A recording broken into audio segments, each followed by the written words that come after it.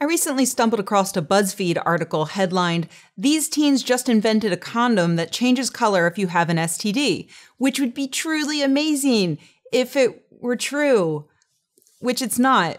Unless it's also true that I just invented a tiny American flag lapel pin that changes colors every time a politician lies, which I didn't. I just thought of it, unfortunately. I don't have the mechanism to make it. And unfortunately, neither do these teens. Let me be absolutely clear that my problem here is not with the teenagers, who are 13 and 14-year-old boys at Isaac Newton Academy in London.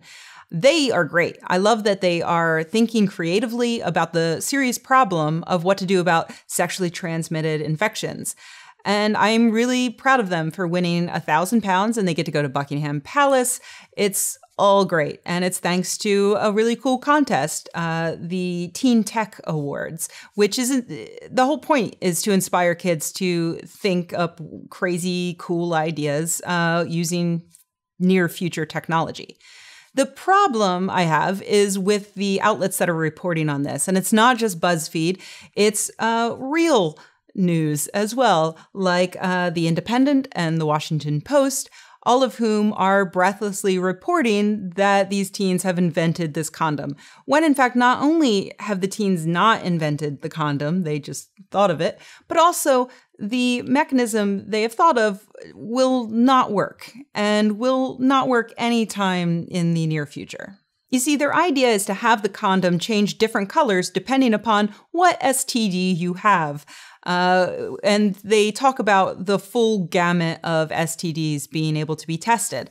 The problem is that many STDs need blood work in order to be tested for. That includes things like HIV, which you'd think you would want to include in your color-changing condom. There are some tests that would only require semen or vaginal fluid, but those aren't going to work in a matter of seconds or even a matter of minutes, as you might want out of your color-changing condom. They take a long time, and they need a professional to evaluate them and report the results. And there are a million other technological problems that we're nowhere near to solving, like the fact that we have no way to put a test like this in a very thin condom, which, you would want it to not be like the thickness of your average pregnancy test, for instance, unless you're into that, which is weird, but no judgment. So as kooky and fun as the idea of a color-changing condom is, it would probably be better if we focus on reality and real achievable ways that we can reduce the stigma of STIs and encourage more people to get tested.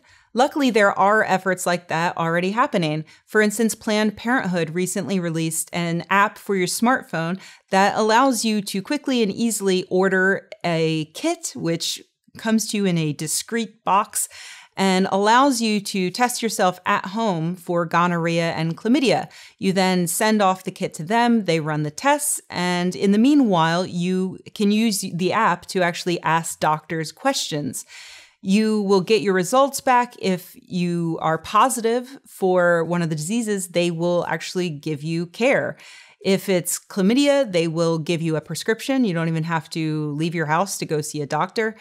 And if it's gonorrhea, they will set you up with an appointment to a clinic or a doctor, somewhere that you can go and get the shots you need to be cured.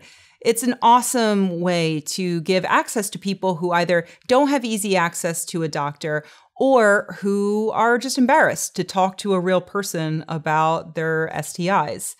The problem with the kits is that they're expensive, $149.